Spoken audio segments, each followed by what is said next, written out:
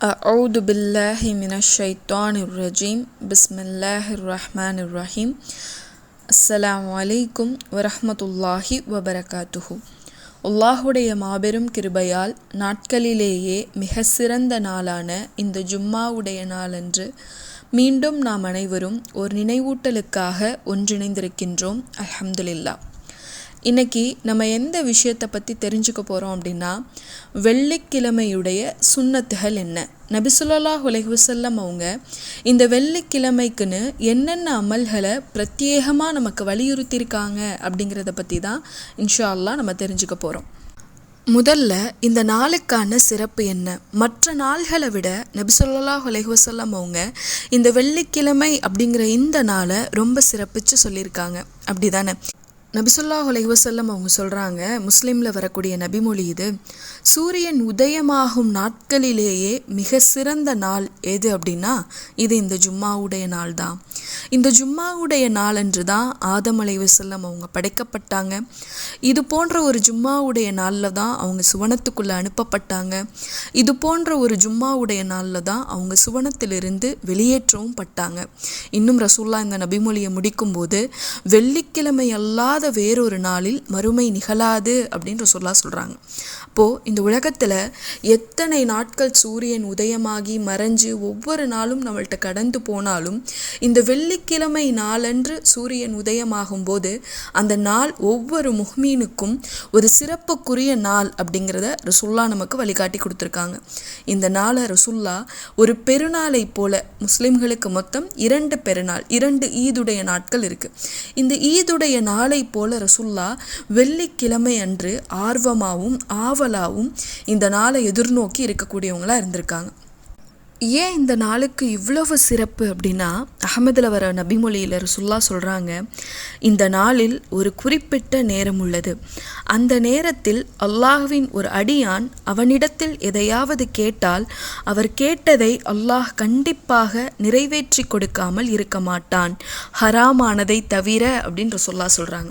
அப்போது இந்த நாளை ரசூலுல்லாஹ் ஆவலாக எதிர்நோக்கியதற்கு அல்லாஹ் இந்த நாளுக்கு கொடுத்த சிறப்பு ஒரு காரணம். மற்றொரு சிறப்பு என்னன்னு பார்த்தா, இந்த நாளன்று நம்ம கேட்கக்கூடிய துவாவை அல்லாஹ் கபுல் செய்யக்கூடியவனாக இருக்கான், அதை ஏற்றுக்கொள்ளக்கூடியவனாக இருக்கான். நம்ம ஒவ்வொரு நாளும் ஒவ்வொரு தேவைகளுக்காக அல்லாஹ் கிட்ட கை உயர்த்தி பிரார்த்தனை செஞ்சுட்டே இருக்கோம், அல்லாஹ் கிட்ட பேசிகிட்டே இருக்கோம். என் ரப்பு என்னுடைய பிரார்த்தனைகளை ஏற்றுக்க மாட்டானா? நான் இதெல்லாம் என் ரப்பு கிட்ட கேட்டிருக்கேனே, இதை எப்போ எனக்காக அதை அல்லாஹ் கபுல் செய்வான் அப்படிங்கிற ஒரு ஏக்கத்தோடையே இருக்கும். ஆனால் ரசூலுல்லாஹ் சொல்கிறாங்க பாருங்கள், வெள்ளிக்கிழமை என்று ஒரு குறிப்பிட்ட நேரம் இருக்குது. அப்போ நீங்கள் எதை உங்களுடைய இறைவனிட்ட கேட்டாலும், ஹராமானதை தவிர நீங்கள் எதை கேட்டாலும் அல்லாஹ் அதை உங்களுக்காக ஏற்றுக்கொள்கிறான்னு சொல்கிறாங்க. அப்போது இவ்வளவு சிறப்புக்குரிய இந்த நாளில் சிறப்புகள் மட்டுமல்ல, மறுமை நிகழக்கூடிய இந்த வெள்ளிக்கிழமை நாளில் மனிதனை தவிர இந்த உலகத்தில் உள்ள எல்லாமே, வானவர்கள், வானம், பூமி, காற்று, கடல், மலைன்னு எல்லாமே இந்த வெள்ளிக்கிழமை வந்த உடனே ஒரு அச்சத்திலேயே இருக்கும்னு ரசூலுல்லாஹ் நமக்கு சொல்லி காட்டுறாங்க. எதை பற்றிய அச்சம் அப்படின்னா, இந்த வெள்ளிக்கிழமையில தான் மறுமை நிகழும், இன்னைக்கு மறுமை நிகழ்ந்துருமோ அப்படிங்கிற அச்சத்தில் தான் இந்த ஒட்டுமொத்த உலகமும் அதில் உள்ள உயிரினமும் வானமும் பூமியும் அல்லாஹ்விடத்தில் இருக்கக்கூடிய வானவர்களும் இருப்பாங்களாம். அப்போது இந்த சிறப்புக்குரிய ஒரு நாளில், மறுமை நிகழக்கூடிய அல்லாஹுடைய அழிவு ஏற்படக்கூடிய ஒரு நாளில் நாம் என்னென்ன நல்லமல்கள் செஞ்சுக்கணும், என்ன நல்லமல்கள் செஞ்சால் அல்லாஹ் கிட்ட இருந்து நம்ம மன்னிப்பை பெறலாம், நன்மைகளை பெறலாம், உலகம் ஒருவேளை அழியக்கூடிய நாளாக அது இருந்தால் நம்ம என்ன அமல்கள் செஞ்சு நம்மளை பாதுகாத்துக்கலாம் அப்படிங்கிறத தான் இந்த நினைவூட்டலில் இன்ஷா அல்லாஹ் நம்ம தெரிஞ்சுக்க போகிறோம். முதலாவது இந்த நாளில் நம்ம செய்யக்கூடிய அமல் எதுவாக இருக்கணும் அப்படின்னா, நம்மளுடைய ஃபஜருடைய தொழுகை தாமதப்படுத்தாமல், சோம்பலாக இல்லாமல், வக்துடைய ஆரம்பத்திலேயே ஃபஜருடைய தொழுகையை நிறைவேற்றக்கூடியவங்களாக இருக்கணும். ஃபஜர் தொழுது முடிச்சாச்சு, அதுக்கான சுன்னத்துகள் தொழுதாச்சு, நல்ல பொறுமையாக உட்காந்து காலையில் செய்யக்கூடிய திக்ருகளை நம்ம செய்யலாம். அல்லாஹுவை நினைவு கூர்ந்துக்கிட்டே அந்த காலை பொழுதை நம்ம ஆரம்பிக்கலாம். ஏன்னா அல்லாஹ் தன்னுடைய திருமறை குர்ஆனில் சொல்கிறான்ல, ஃபதுக்குரூனி அதுக்குருக்கும், நீங்கள் என்னை நினைவு கூறுங்கள், நான் உங்களை நினைவு கூறுவேன் அப்படின்னு. அப்போது அல்லாஹுவால் நினைவு கூற பட்ட மக்களாக நம்மளுடைய காலை பொழுத ஆரம்பிக்கிறதுக்கு இது நமக்கு உதவியாக இருக்கும். எந்த மாதிரியான திக்ர்கள் ஓதுறது, உங்களுக்கு தெரிஞ்ச எந்த திக்ர்களையும் நீங்கள் ஓதலாம். நம்ம அன்றாடம் தொழுகைக்கு அப்புறம் செய்யக்கூடிய சுபஹானல்லாஹ், அல்ஹம்துலில்லாஹ், அல்லாஹு அக்பர், இல்லை லா இலாஹ இல்லல்லா அப்படிங்கிற மிக சிறந்த திக்ர், அஸ்தக்ஃபிருல்லாஹ் அப்படிங்கிற மன்னிப்பு, அல்லாஹுடைய பெயர்கள், இப்படின்னு எந்த திக்ரை வேணாலும் நம்ம ஓதலாம் அந்த நேரத்தில். அடுத்ததாக நம்ம இந்த வெள்ளிக்கிழமையுடைய சுன்னாவா நம்ம என்ன செய்யணும் அப்படின்னா, இந்த நாளன்று சூரத்துல் கஹ்ஃபை ஓதக்கூடியவங்களாக இருக்கணும். திருக்குரானுடைய 18வது அத்தியாயமாக இடம்பெற்றிருக்கக்கூடிய இந்த சூரத்துல் கஹ்ஃபை யார் ஒருவர் வெள்ளிக்கிழமை என்று ஓதுகிறாரோ அவருக்கு என்ன சிறப்பு கிடைக்கும் அப்படின்னு ரசூலுல்லாஹ் சொல்லும்போது சொல்கிறாங்க, இந்த வெள்ளிக்கிழமையிலிருந்து அடுத்த வெள்ளிக்கிழமை வரை, அதாவது ஒரு ஜும்மாலிருந்து இன்னொரு ஜும்மா வரைக்கும் அந்த இடைப்பட்ட உள்ள நேரத்தில் அவர் ஒளியூட்டப்படுவார் அப்படின்னு நபி ஸல்லல்லாஹு அலைஹி வஸல்லம் அவங்க சொல்கிறாங்க. சூரத்துல் கஹ்ஃப் ஓதுறதால அவர் ஒரு ஜும்மாலிருந்து மறு ஜும்மா வரைக்கும் அவருடைய காலடி முதல் வானம் வரை அவருக்கு வெளிச்சம் உண்டாகும், அவர் ஒளியூட்டப்படுவார் அப்படின்னு நபி ஸல்லல்லாஹு அலைஹி வஸல்லம் அவங்க சொல்கிறாங்க. இந்த ஒளியூட்டப்படுறதுக்கு என்ன விளக்கமாக அறிஞர்கள் சொல்கிறாங்க அப்படின்னா, அவருடைய பாவங்கள் மன்னிக்கப்படலாம் அல்லது அவருடைய நன்மையுடைய அந்தஸ்து உயர்த்தப்படலாம் அப்படின்னு சொல்கிறாங்க. அப்போது சூரத்துல் கஹ்ஃபை வெள்ளிக்கிழமை அன்று ஓதக்கூடியவங்களாக இருக்கணும். ஃபஜர் தொழுகைக்கு பின்பு எனக்கு அதுக்கான நேரம் இருக்குது, நான் என்னுடைய காலை வேலைகளை ஆரம்பிக்கிறதுக்கு முன்னாடியே எனக்கு அதுக்கான நேரம் இருக்குன்னா அந்த நேரத்தில் உட்காந்து அதை ஓதிடலாம். அதிகபட்சம் ஒரு மணி நேரத்துக்குள்ளே அல்லது ஒரு 40 நிமிஷத்துக்குள்ளே நம்ம ஓதி முடிச்சிடலாம். 110 வசனங்கள் தான் இந்த அத்தியாயத்தில் இருக்குது. அப்போ ஓதலாம். இல்லை எனக்கு அப்போ முடியலை அப்படின்னா அன்றைய பொழுது முடிகிறதுக்குள்ளே, அன்றைய வெள்ளிக்கிழமையுடைய பொழுது முடிகிறதுக்குள்ளே அதை எப்போ வேணாலும் நம்ம ஓதிக்கலாம். ஒரே இதாக உட்காந்து ஓதணும் அப்படிங்கிறது இல்லை, பிரித்து கூட நம்ம ஓதிக்கலாம். ஃபஜர் தொழுதுட்டு கொஞ்சம், லெஹர் தொழுதுட்டு கொஞ்சம், அசர் தொழுதுட்டு மீதியை ஓதி முடிக்கிற மாதிரி அதை நம்ம ஷெட்யூல் பண்ணி ஓதிக்கலாம். இதில் இன்னும் ஒரு விஷயம் என்ன அப்படின்னா, இதை வெறுமனை அரபில் மட்டும் ஓதாமல் இதனுடைய தர்ஜுமாவையும் நம்ம ஓதி தெரிஞ்சுக்கக்கூடியவங்களாக இருக்கணும். ஏன் அதனுடைய தமிழ் விளக்கமும் தெரிஞ்சுக்கணும்? இந்த சூறாவுக்கு இன்னொரு சிறப்பாக ரசூலுல்லாஹ் ஒன்று சொல்கிறாங்க. அது என்ன அப்படின்னா, யார் ஒருவர் சூரத்துல் கஹ்ஃபுடைய முதல் 10 வசனம் மனனம் செய்கிறாரோ அவர் தஜ்ஜாலுடைய குழப்பத்திலிருந்து பாதுகாக்கப்படுவார். இன்னொரு அறிவிப்பில் எப்படி வருதுன்னா, கடைசி 10 வசனங்களை மனனம் செய்யக்கூடிய மனிதர் தஜ்ஜாலுடைய குழப்பத்திலிருந்து பாதுகாக்கப்படுவார். எந்த சூறாக்கும் இல்லாத ஒரு தனிப்பட்ட சிறப்பு இந்த சூறாக்கு. ஏன் இதில் இருக்கக்கூடிய முதல் 10 கடைசி 10 மனனம் பண்ணால் நம்மளை அல்லாஹ் தஜ்ஜாலுடைய குழப்பத்திலிருந்து பாதுகாப்பு அளிக்கிறேன், இது உங்களுக்கு பாதுகாப்பு கொடுக்கும் அப்படின்னு ஏன் சொல்கிறான்? எதுக்கு இந்த சூறாவுக்கு மட்டும் அப்படின்னா, இதனுடைய தர்ஜுமாவை ஓதும்போது தான் நம்ம அதை உணர்ந்துக்க முடியும். இந்த சூறாவில் நம்மளுடைய இறைவன் 4 உபதேசங்களை நமக்கு கொடுக்குறான். இந்த 4 உபதேசங்கள் எதை பற்றி அப்படின்னா, முதல்ல குகையில் வாழ்ந்த இளைஞர்களை பற்றி அல்லாஹ் சொல்லும்போது அவர்களுடைய வரலாறுலேருந்து நம்மளுடைய ஈமானுக்கு ஃபித்னாக்கள் எவ்வளோ ஏற்பட்டாலும் அதை எப்படி நம்ம பாதுகாக்கிறது, இந்த மார்க்கத்தை எப்படி நம்ம பின்பற்றுறது, நம்மளை சுற்றி எத்தனை ஃபித்னாக்கள் இருந்தாலும் அதில் எப்படி நம்ம உறுதியாக இருக்கிறது அப்படிங்கிற படிப்பினையை நமக்கு கொடுக்குறான். இன்றைக்கி நாம் வாழக்கூடிய சூழலும் அப்படி தானே இருக்குது. நம்மளை சுற்றி இருக்கக்கூடிய சமூகத்தில் எல்லாருமே தவிர ஒரே மாதிரி சரி அப்படிங்கிற மனப்பான்மையில் கையாண்டுட்டு இருக்கும்போது நம்ம மட்டும் அல்லாஹுடைய அறிவுறுத்தலின்படி, அல்லாஹுடைய விருப்பத்தின்படி அதிலிருந்து விலகி இருந்தோம் அப்படின்னா அது நமக்கு எவ்வளோ குழப்பங்களை கொண்டு வந்து கொடுக்குது. அப்போ அந்த குழப்பமான சூழலில் எப்படி நம்ம பின்பற்றுகிற இந்த கொள்கையில், மார்க்கத்தில் உறுதியாக இருக்கிறது அப்படிங்கிறத அல்லாஹ் அந்த இளைஞர்களுடைய வாழ்க்கையின் மூலமாக நமக்கு படிப்பினையாக சொல்கிறான். 2வது, 2 தோட்டக்காரர்களுடைய சம்பவத்தின் மூலமாக எவ்வளவுதான் உங்களுக்கு செல்வம் அளிக்கப்பட்டாலும், எவ்வளவுதான் உங்களுக்கு பொருளாதாரம் வழங்கப்பட்டிருந்தாலும் அந்த இதில் அந்த ஃபித்னால நம்ம மூழ்கிராமல் எப்படி நம்மளுடைய ஈமானை பாதுகாத்துக்கிறது அப்படிங்கிற படிப்பினையை அல்லாஹ் நமக்கு கற்றுக் கொடுக்குறான். 3வது, அறிவு ஒரு இடத்துல அதிகமாக வந்துருச்சுன்னா அறிவினாலேயும் சில ஃபித்னாக்கள் வரும். அறிவு மற்றும் கல்வியினால் நமக்கு எந்த ஃபித்னாக்களும் அதை ஏற்படாமல் எப்படி நம்ம பாதுகாக்கிறது, நமக்கு கல்வி அறிவு கொடுக்கப்பட்டிருந்தாலும் அதை எப்படி நம்மளுடைய ஈமானோடு அதை தொடர்பு படுத்தி உறுதியாக்கிக்கிறது அப்படிங்கிற படிப்பினையை அல்லாஹ் மூசா அலைஹிஸ்ஸலாம் அவங்களுடைய வரலாறின் மூலமாக சொல்லி காட்டுறான்.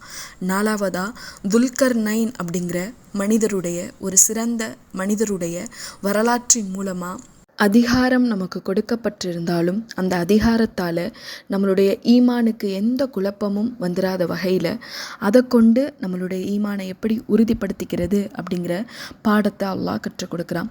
இந்த 4 விஷயமும் ஒவ்வொரு மனிதனை அவனுடைய ஈமானிலிருந்து வலு இழக்க செய்யக்கூடியதாக கண்டிப்பாக ஒரு சூழலில் அமையும். அப்போ இந்த 4ஐயும் கொண்டு நம்மளுடைய ஈமானை எப்படி வலுப்பெற வைக்கிறது அப்படிங்கிற இந்த உபதேசத்தை அல்லாஹ் இந்த வசனத்தில், இந்த குர்ஆனுடைய இந்த வசனங்களில் அல்லாஹ் நமக்கு கற்றுக் கொடுக்குறான். அப்போது இது இவ்வளோ சிறப்புக்குரிய ஒரு அத்தியாயம். ஒரு மனிதனுக்கு வாழ்க்கையில் எந்தெந்த விதங்களில் சோதனை வரும், அந்த விஷயங்களை கொண்டு எப்படி நம்மளுடைய ஈமானை பாதுகாத்துக்கிறது அப்படிங்கிறத இந்த ஒரு அத்தியாயத்தில் குறிப்பிட்றான் அல்லாஹ். அதனால தான் இதை மனனம் பண்ணி தன்னுடைய ஈமானை முழுமைப்படுத்திக்கிற, தன்னுடைய ஈமானை பலப்படுத்திக்கிற மனிதருக்கு அல்லாஹ் தஜ்ஜாலுடைய குழப்பத்திலிருந்தும் பாதுகாப்பு கொடுக்கக்கூடியவனாக இருக்கிறான் இன்ஷா அல்லாஹ். அப்போது நம்ம வெள்ளிக்கிழமை அன்று இந்த சூறாவுடைய வசனங்களை ஓதக்கூடியவங்களாக இருக்கணும். வெறுமனை அரபில் மட்டும் ஓதிட்டு போயிடாமல் தமிழில் அதனுடைய தர்ஜுமாக்களை படிக்கும்போது அல்லாஹ் நமக்கு சொல்லக்கூடிய உபதேசங்களையும் நம்மளால் முழுமையாக பின்பற்றக்கூடியவங்களாக மாற முடியும். இந்த வசனங்கள் நம்மளுடைய ஒரு ஜும்மாவிலிருந்து இன்னொரு ஜும்மா வரைக்கும் நம்மளை ஒளியூட்டக்கூடியவங்களாக இருக்குது. அடுத்ததாக இந்த நாளுக்குன்னு வேறு என்ன அமல் பிரத்யேகமாக செய்யலாம் அப்படின்னா, நபி ஸல்லல்லாஹு அலைஹி வஸல்லம் அவர்களின் மீது அதிகமாக ஸலவாத்து சொல்லக்கூடிய அமலை நம்ம செய்யணும். நம்மளில் பலருக்கு இந்த பழக்கம் இருக்கிறதே இல்லை. முன்னாடி இருந்தக்கூடிய மனிதர்கள், நம்ம வீட்டில் இருந்த வயசான ஆட்கள், இவங்கெல்லாம் தனக்கு நேரம் கிடைக்கும் போதெல்லாம் திக்ரு செய்வது போல் ரசுல்லா மேலே செலவாத்து சொல்லிகிட்டே இருப்பாங்க. வெள்ளிக்கிழமை ஆயிட்டா ரசுல்லா மேலே அதிகமாக செலவாத்து சொல்லுவாங்க. ஆனால் இந்த பழக்கம், இந்த நல்ல ஒரு வழக்கம், ரசுல்லா காட்டி கொடுத்த இந்த சுன்னா நம்மக்கிட்ட குறைஞ்சிக்கிட்டே வருது. நபி ஸல்லல்லாஹு அலைஹி வஸல்லம் அவங்க மேலே செலவாத்து சொல்லக்கூடிய இந்த பழக்கம் நம்மள பலர்கிட்ட இல்லவே இல்லை. ரசூல்லா சொல்கிறாங்க, வெள்ளிக்கிழமையில் என் மீது அதிகம் செலவாத்து சொல்லுங்க அப்படின்னு சொல்கிறாங்க. புகாரியில் வரக்கூடிய நபிமொழி இது. ரசூல்லா சொல்கிறாங்க, வெள்ளிக்கிழமை அன்று தான் சூர் ஊதப்படும், எல்லாரும் அந்த நாள் அன்னைக்கு தான் நம்ம மரணித்து போவோம். ஆகவே ஜும்மா நாளில் நீங்கள் என் மீது அதிகமாக செலவாத்து கூறுங்கள். நிச்சயமாக நீங்கள் கூறும் செலவாத்து எனக்கு எடுத்து காட்டப்படுகிறதுன்னு ரசூல்லா சொல்கிறாங்க. அப்போது யார் யாரெல்லாம் ரசூல்லா மேலே இந்த நாள் அன்னைக்கு நம்ம செலவாத்து சொல்கிறோமோ அது எல்லாம் ரசூல்லாவுக்கு எடுத்து காட்டப்படும். இந்த மனிதர் உங்களுக்காக செலவாத்து கூறினார், இத்தனை முறை செலவாத்து கூறினாரு அப்படிங்கிறது ரசூல்லாவுக்கு காட்டப்படும். இப்போ சஹாபாக்கள் கேட்குறாங்க, யா ரசூலுல்லாஹ், நீங்கள் தான் மண்ணில் புதைக்கப்பட்டிருப்பீங்களே, அப்புறம் எப்படி நாங்கள் சொல்லக்கூடிய செலவாத் உங்களுக்கு எடுத்து காட்டப்படும்? இப்போ ரசூல்லா அழகா சொல்கிறாங்க, நபிமார்களுடைய உடலை மண் சாப்பிடுவதில்லை, அது மண்ணுக்கு ஹராம் அப்படின்னு சொல்லி. அப்போது நம்ம செய்யக்கூடிய இந்த அமல், ரசூல்லா மேலே நம்ம செலவாத்து சொல்கிறோம், ரசூல்லா மேலே நம்ம அன்பு செலுத்துகிறோம் அப்படிங்கிறது ரசூல்லாவுக்கு எடுத்து காட்டப்படுமா? நபி ஸல்லல்லாஹு அலைஹி வஸல்லம் அவங்க நம்மளை பார்க்காமலே நம்ம மேலே எவ்வளோ அன்பு கொண்டிருக்காங்க. நம்மளை ரசூல்லா அவங்களுடைய சகோதரர்கள் அப்படின்னு குறிப்பிட்டிருக்காங்க. நமக்காக பல நாள் நபி ஸல்லல்லாஹு அலைஹி வஸல்லம் அவங்க இரவெல்லாம் விழித்திருந்து பாவ மன்னிப்பு கேட்டிருக்காங்க. யா ரசூலுல்லாஹ், என்னுடைய உம்மத்தை மன்னிச்சிரன். நம்ம எத்தனை நாள் இப்படி நமக்காக பாவ மன்னிப்பு கேட்டிருக்கோம்? கேட்போம், ஒரு அரை மணி நேரம் அழுவோம், இல்லை 1 மணி நேரம் அழுவோம். இரவெல்லாம் கண் விழித்து அழுது தொழுது நமக்காக நம்ம பாவ மன்னிப்பு கேட்டிருப்போமா? ஆனால் ரசூல்லா நமக்காக அப்படி அல்லாஹ் கிட்ட பாவ மன்னிப்பு கேட்டிருக்காங்க. இப்போ இப்படிப்பட்ட ஒரு மனிதர், நம்ம மேலே நேசம் வச்சுருக்கக்கூடிய ஒரு மனிதருக்கு நம்ம நேசத்தை எப்படி திருப்பி செலுத்துறது? குறைந்தபட்சமாக அவர் மேலே நம்ம எத்தனை முறை செலவாத்து சொல்லக்கூடியவங்களா இருக்கும்? அப்போது வெள்ளிக்கிழமை அன்று ரசூல்லா மேலே அதிகம் செலவாத்து சொல்லணும். நம்ம ஒரு தடவை செலவாத்து ரசூல்லா மேலே சொன்னோன்னா அல்லாஹ் நம் மீது 10 முறை செலவாத்து சொல்கிறானா. அல்லாஹ் எப்படி நமக்கு செலவாத்து சொல்லுவான் அப்படின்னா, அல்லாஹ் நமக்கு அருள் செய்கிறானா. அப்போது நம்ம ஒரு முறை சொல்லினா நம்ம மேலே எத்தனை முறை அல்லாஹுடைய அருள் கிடைக்குது? 10 முறை நமக்கு அல்லாஹுடைய அருள் கிடைக்குது. அப்போது ஜும்மாவன்று செய்யக்கூடிய மிக முக்கியமான அமலாக நம்மளுடைய தூதரின் மீது, நம்மளுடைய நேசரின் மீது அதிகம் ஸலவாத்து சொல்லக்கூடிய மனிதர்களாக இருக்கணும். நேரம் கிடைக்கும் போதெல்லாம் நம்ம வீட்டு வேலை செஞ்சுட்டு இருந்தாலும், வெள்ளிக்கிழமைக்குன்னு பிரத்யேகமாக உணவு தயாரிச்சுட்டு இருந்தாலும் ஸலவாத்தை சொல்லிக்கிட்டே இருக்கக்கூடியவங்களாக இருக்கணும். நம்ம வீடு கூட்டும் போதோ, இல்லை நமக்கு ஒரு ரிலாக்ஸாக ஒரு டைம் கிடைக்குது, நம்ம உட்கார்றோம் அப்பையோ, எந்த நேரத்தில் நமக்கு நேரம் இருக்கோ, நினைவு வருதோ, அப்பெல்லாம் ரசூலுல்லா மேலே நம்ம அதிகமாக ஸலவாத்து சொல்லிக்கிட்டே இருக்கணும். இறுதியாக இந்த நாளுக்கு வேறு என்ன அமல் ரசூலுல்லா நமக்கு வழிகாட்டி கொடுத்துருக்காங்க அப்படின்னா, நம்ம ஆரம்பத்தில் சொன்ன மாதிரியே துவாக்கள் ஏற்றுக்கொள்ளக்கூடிய ஒரு நேரம் இந்த நாளில் இருக்குல்ல, அந்த நேரத்தை எதிர்நோக்கி அந்த நேரத்தில் நம்மளுடைய பிரார்த்தனையை இறைவன்கிட்ட முன்வைக்கக்கூடியவங்களாக இருக்கணும். ரசூலுல்லா கிட்ட கேட்குறாங்க, யா ரசூலுல்லா அந்த கொஞ்ச நேரம் எப்போ நிகழும் அப்படின்னு. அப்போ நபி ஸல்லல்லாஹு அலைஹி வஸல்லம் அவங்க சொல்கிறாங்க, பகல் பொழுதுடைய கடைசி பகுதி. அதாவது நம்ம ஜும்மா தொழுதுட்டு வந்து அந்த அசருடைய நேரங்களில், அசரில் தானே ஒரு பகலுடைய பொழுது முடியுது.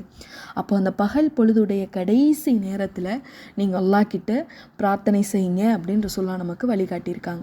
அப்போது இந்த பிரார்த்தனை அடைகிறதுக்குரிய மக்களாக நம்ம இருக்கணும். ஆனால் பொதுவாக அந்த நேரத்தில் நம்ம என்ன செஞ்சிட்ருப்போம், ஜும்மா தொழுதுட்டு வந்து நல்ல உணவை, நல்லா வெள்ளிக்கிழமைக்குன்னு பிரத்யேகமாக சமைக்கப்பட்ட உணவுகளை சாப்பிட்டுட்டு அந்த நேரத்தில் நம்ம தூங்கக்கூடியவங்களாக இருக்கும். அப்படி இல்லாமல் இந்த நாளுடைய முழு கூலியையும் நான் அடையணும் அப்படின்னு விருப்பப்பட்டு அந்த பகல் பொழுதுடைய இறுதி நேரத்தில் தொழுகைக்கு பின்னாடி கொஞ்ச நேரம் உட்காந்து திக்ர் செய்யலாம். சூரா காஃபுடைய ஏதாவது மீதம் வச்சுருந்தா அதை எடுத்து ஓதி முடிச்சுட்டு அல்லாஹ் கிட்ட துவா செய்யணும். இந்த நேரத்தை கொஞ்ச நேரம், இதில் நீங்கள் கேட்குறத நான் கொடுக்குறேன், ஹராமை தவிர நல்லா சொல்கிறான்ல, அந்த கொஞ்ச நேரத்தை அடையக்கூடியவங்களாக இருக்கணும். இதெல்லாம் தான் வெள்ளிக்கிழமை என்று நபி ஸல்லல்லாஹு அலைஹி வஸல்லம் அவங்க நமக்கு காண்பித்து கொடுத்த சுன்னாக்கள். இதை தவிர்த்து ஜும்மாவுடைய தொழுகையில் கலந்துக்கிறது அப்படிங்கிறது கட்டாயம். யாருக்கு கட்டாயம்? ஆண்களுக்கு கட்டாயம், பெண்களுக்கு கட்டாயம் இல்லை. வாய்ப்பு இருக்கக்கூடிய சகோதரிகள் ஜும்மாவுடைய தொழுகையில் கலந்துக்கலாம். வாய்ப்பு இல்லை, நான் என்ன பண்ணலாம், ஜும்மா மட்டும் தொழுகிறது மட்டும்தான் இந்த நாளுடைய அமலா அப்படின்னு கேட்டால் அது ஃபர்லு, அல்லாஹ் நமக்கு கடமையாக்குனது ஆண்களுக்கு. அதை தவிர்த்து எத்தனையோ சுன்னத்துகளை ரசூலுல்லா நமக்கு வலியுறுத்தி காமிச்சிருக்காங்க. அதெல்லாம் தான் இந்த நினைவூட்டலில் நம்ம தெரிஞ்சுக்கிட்டோம். இப்போ இந்த சுன்னத்துகள் எல்லாத்தையும் நம்ம பின்பற்றக்கூடியவங்களாக இருக்கணும். இதை தவிர்த்து இந்த நாளைக்குன்னு உள்ள அடிப்படையான சில சுன்னத்துகள் என்னென்னா, நம்மளை நாமளே தூய்மையாக வச்சுக்கிறது, குளிக்கிறது, நல்ல ஆடை உடுத்துறது, நம்மளை அலங்காரப்படுத்திக்கிறது. அலங்காரம் அப்படிங்கிறது நம்மளை ப்ரெசன்டபுளாக தூய்மையாக மாற்றி வச்சுக்கிறது. இது எல்லாமே இந்த நாளுடைய சுன்னாக்கள்.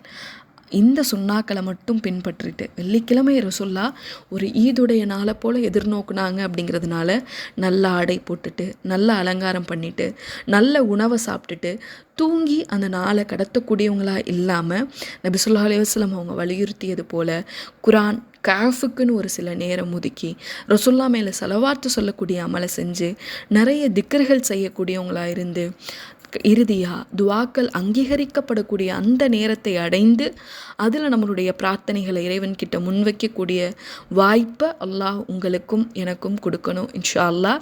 இந்த அமல்களை கேட்பதோடு மட்டும் இல்லாமல் அதை நம்மளுடைய வாழ்க்கையில் நடைமுறைப்படுத்தி நாளை மறுமையில் சொர்க்கத்தில் மிக உயர்ந்த சொர்க்கமான ஜன்னத்துல் ஃபிர்தௌஸ் எனும் சொர்க்கத்தில் நீங்கள் உங்களுடைய குடும்பத்தாரும் நான் என்னுடைய குடும்பத்தாருடன் சேர்ந்து நுழைய பிரார்த்தித்தவளாக இந்த நினைவூட்டலை நிறைவு செய்கின்றேன். அஸ்ஸலாமு அலைக்கும் வரஹ்மத்துல்லாஹி வபரகாத்துஹு.